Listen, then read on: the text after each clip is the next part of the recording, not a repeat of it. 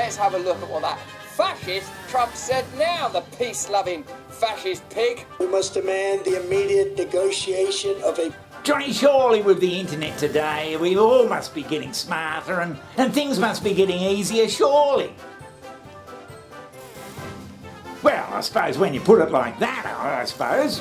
Yeah, that's right. I don't think it's bloody helping at all. You've only got to look at results coming out of the schools to find out that kids can't read and write and fucking do anything as well as they used to 30 years ago. Things are everything. Yeah. So where's it all bloody going? If we got all this information highway, why are the kids coming out fucking dumber than they went in? Create the connections between information and experiences that give richness and depth to our thought, to certain types of conceptual thinking and critical thinking and even creative thinking. What you have with the net is this persistent state of interruptions that short circuits that deep attentive thinking. And I mean, we've shown this before, Johnny, but have a look at some of these bloody young American people, and America is a bloody model for what the rest of the world's going to do. Don't you worry about that. Jay Leno used to do a classic bit called Jaywalking, where he asked ordinary citizens the kind of question we used to consider common knowledge. And in the internet age, that bit has been, shall we say, updated. And is still a useful indicator of where exactly we are on the bird brain chart. Take a look at some of the answers given on a TikTok site called Project Better. Who was the first person to land on the sun? Lance Armstrong. What is the biggest city in the world? I think it's like Asia? What is the biggest city in the world? Europe. You were born in 2021. How old would you be? 21. What country is Venice, Italy located in for $100? Do you have any clue? Gosh, I'm gonna be a teacher, so I should know this. You should. Paris? Where is Queen Elizabeth from? Egypt? Where is it? Brazil? Oh, Jesus, ever listen to that? So you tell me, if a country is only as strong as its people, what can the future possibly hold for a population this moronic? Being a full-grown adult and thinking a human could walk on the sun? Or that the biggest city in the world was Asia? When plainly it's Europe. Can you name all of the countries that border the United States? South America? So I would say that you'd get similar answers to similar questions from people in England or Australia or wherever. Access to bloody information, it's so much more easier. Surely we're getting smarter. So we've got all this technology, all this stuff that's supposedly within reach of everybody, and everyone's fucking dumb. Holy shit!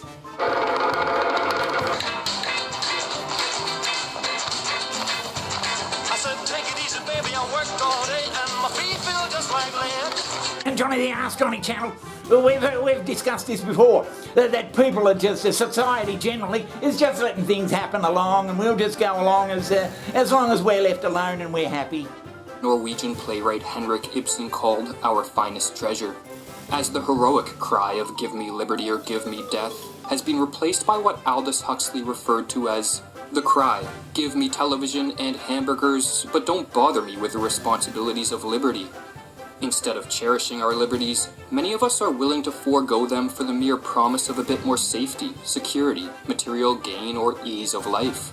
And as for getting easier, Johnny, I don't know whether it's getting easier or not. You've got to apply for everything online now. You've got to do all your own banking online, through the internet. Back in the day, the people, the businesses used to do that bloody work themselves. That's what you paid them for. They're handing it all back to us to do, which was originally their bloody job. You can do it all yourself online now. It's so easy. You just have to do it online. They're just foisting all the bloody work back on us. What are they fucking gonna do? Following this intellectual demolition job, the age of decadence, the terminal stage in a civilization's lifespan, sets in. Without an overarching guiding ideal or moral core, there exists widespread disorientation, confusion, and moral decay. The masses live empty and meaningless lives from which they seek relief by drowning themselves in base pleasures, developing addictions, and by adopting escapism as a way of life. People grow increasingly incapable of distinguishing between true and false, good and bad, right and wrong, and so they often choose what is life-denying and harmful. I mean, when you go into a bank, Johnny, a bank these days is a fucking great long queue and there's one person working behind the counter and you're sitting there for bloody 25 minutes. They're actually taking advantage of our politeness. I mean, if every customer went in the bank there and said, I'm not putting up with this anymore, get some more fucking people out there, then the next person come along and said, I'm not putting up with this anymore, get some more fucking people out here. So, Johnny, you're saying in spite of the internet and all this bloody information highway, the education systems are but the businesses, they're relying on our complacency, our good manners, to not complain. Yeah, our good manners. We should be going in there and demanding and saying, hey, we need more people in here, get more people out here. But because we stand there all compliant and just go, we just put up with it. They're taking advantage of our good nature. Oh, Johnny, I think you're bloody and just shuffle along and don't say anything. They get away with it. So if we're going to abandon that, we're also going to lose some of these very important and very human ways of thinking. And maybe as a society, that's the choice we're going to make. But what I would encourage everyone is to make sure that we actually want what we're going to get if we go in that direction. Yeah, well, if the kids are coming out dumber, what's the bloody point of it? You telephone any government institution, Johnny. You telephone them and see if you get straight through to someone who's going to help you. No!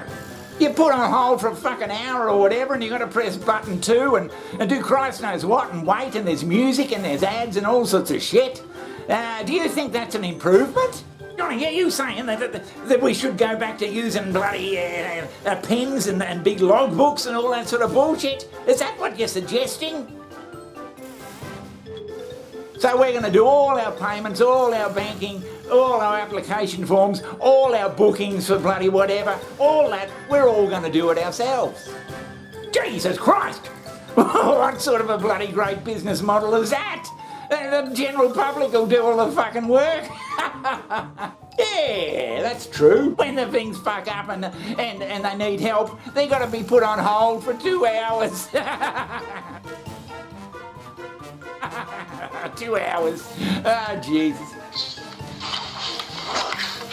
I'm coming down there in 5 minutes. You better have those files open, you pencil-pushing son of a bitch. We've got to pack our own groceries now, Johnny, and it's not even any cheaper. We're doing the work and it's the same price. They're fucking geniuses, these bloody companies, and we just roll over and let them do it. So if we're not getting any smarter, Johnny, what the fucking hell are we, why are we bothering with it? So, Johnny, you asking, has the internet been beneficial to society as a whole? I would say no, because who's fucking benefiting?